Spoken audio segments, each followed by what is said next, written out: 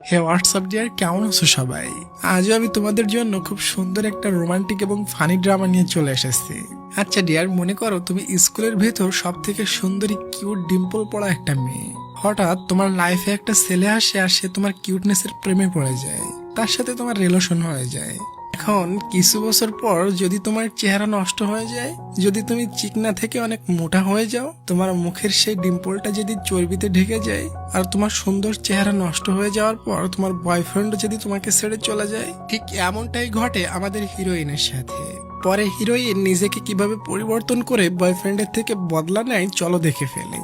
আর deer, ক্ষমা চেয়ে নিচ্ছে আগে থেকেই, কারণ আজকের ভিডিওর ভিতরে দুই এক জায়গায় ভিডিও কোয়ালিটি একটু নর্মাল আছে, হয়তো 2-5 মিনিট মতো। ড্রামার শুরুতে আমরা একটা স্কুল বাস দেখি সবাই মজা মাস্তি করতে করতে স্কুলে যাচ্ছিল। তখন তারা সবাই একটা মেয়েকে দেখে জানালা দিয়ে হাই হ্যালো করতে থাকে। আমরা দেখি আমাদের সুইট কিউট ফিমেল লিড ইউশিনো এই বাসের ভিতরে উঠে পড়ে। আসলে ইউশিনো এই একই স্কুলে পড়তো। সে দেখতে এতই কিউট যে স্কুলের প্রতিটা ছেলে তার জন্য পাগল। তবে সব মেয়েরা তাকে দেখে খুবই জেলাস ফিল করে, কারণ তার মতো লম্বা কিউট ডিম্পল মেয়ে স্কুলে আর একটাও নাই।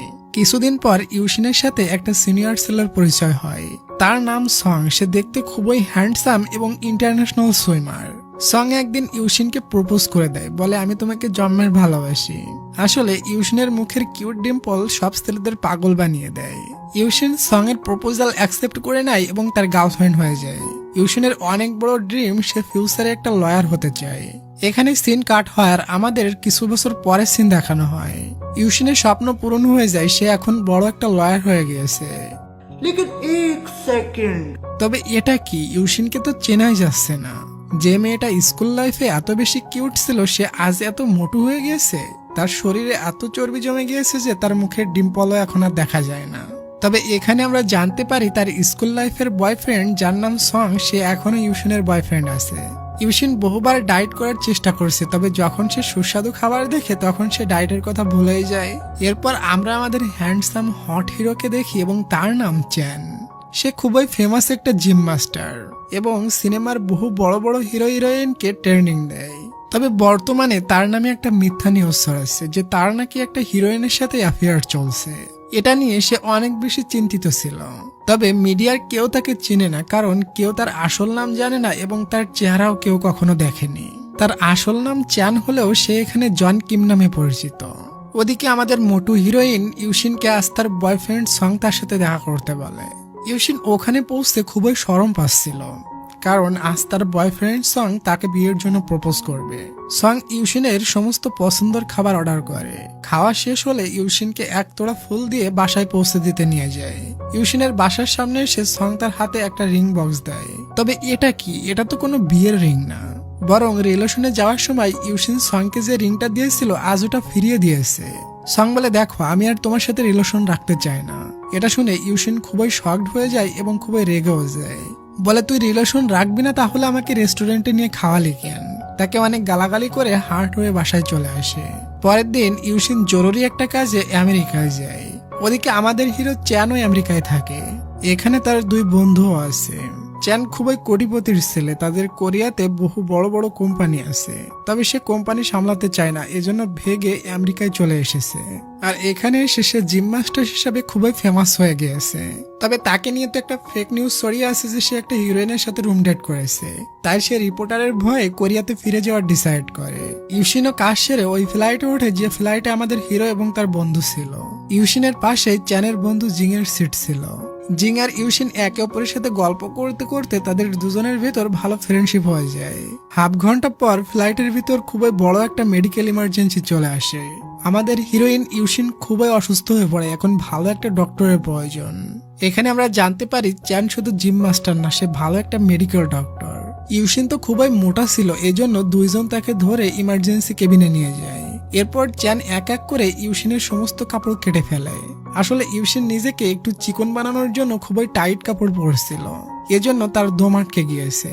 চ্যান তাকে ঠিকমতো ট্রিটমেন্ট দেওয়ার পর ওখানে দাঁড়িয়েছিল। একটু পর ইউশিনের জ্ঞান ফিরে আসে এবং তার সামনে ইউশিনকে দেখে খুবই লজ্জা পায়। বলে, এটা কি হচ্ছে, তুমি আমার কাপড় কেন খুলেছো? ইউশিন বলে, তুমি ফার্স্ট কোনো মেয়ে যার কাপড় আমি নিজের হাতে খুলেছি, আর এটা ছাড়া আর কোনো রাস্তা ছিল না, না হয় তুমি দম আটকে উপরে পৌঁছে যেতে। এটা শুনে ইউশিন আরো বেশি লজ্জা পায় এবং তাকে বাঁচানোর জন্য তাকে ধন্যবাদ দেয়। চ্যান বলে, আমাকে ধন্যবাদ দেওয়া লাগবে না, এয়ারপোর্টে পৌঁছে তোমার অ্যাম্বুলেন্সের ভিতর আমাকেও নিও। আসলে চ্যানের ফ্যামিলি বডিগার্ড দিয়ে এয়ারপোর্ট থেকে চ্যানকে জোর করে ধরে বাসায় নিয়ে যাবে। তাই চ্যান প্ল্যান করে প্লেন থেকে নেমে ইউশিনের সাথে অ্যাম্বুলেন্সে করে এয়ারপোর্ট থেকে ভেগে যায়। এজন্য বডিগার্ডরা চ্যানকে খুঁজেই পায় না। এরপর চ্যান ইউশিনকে বাসায় পৌঁছে দিতে নিয়ে যায় আর তারা দুজন ভাবে হয়তো এটাই তাদের শেষ দেখা। গাড়ি থেকে নেমে ইউশিন দেখে তার এক্স বয়ফ্রেন্ড অন্য একটা মেয়ের সাথে রোমান্স করছে। এটা দেখে সে খুবই হার্ট হয়ে বাসায় যাচ্ছিল, তখনই কেউ তার পিছু করে। ইউশিন একা ছিল তাই সে খুবই ভয় পেয়ে চিল্লাতে শুরু করে। তখনই কেউ তাকে হেল্প করতে ছুটে আসে, আর সেটা অন্য কেউ না বরং আমাদের হিরো চ্যান। আসলে চ্যান ইউশিনকে ব্যান্ডেজ ফিরিয়ে দিতে এসেছিল। চ্যান বলে, কি বলো, চলো আমরা দুজন মিলে ওই বখাটে ছেলেটাকে ধুলাই করি। তবে বাইরে খুবই বৃষ্টি হচ্ছে, বৃষ্টিতে ভিজলে ঠান্ডাও লেগে যাবে। এর থেকে চলো দুজন মিলে ওকে গালাগালি করে এখান থেকে চলে যায়। চ্যান তাকে তার বাসা পর্যন্ত পৌঁছে দিতে চায়, তবে ইউশিন বলে, আমি কোনো দুর্বল মেয়ে না। এটা বলে চ্যানের ছাতাটা নিয়ে ওখান থেকে চলে যায়। চ্যান মনে মনে ভাবে, আমি এখন কোথায় গিয়ে থাকবো, বাসায় তো যাওয়া যাবে না। তাই সে একটা হোটেলে থেকে রাত কাটিয়ে দেয়। সকালে যখন তার চোখ খোলে তখন সে তার সামনে তার বডিগার্ড এবং ম্যানেজারকে দেখে অবাক। গার্ডরা তাকে জোর করে ধরে গাড়িতে তুলে নেয়। চ্যান বলে, আমার ভালো কাপড় পরা নেই, কোনো গিফটও কিনিনি, কিভাবে বাসায় যাব।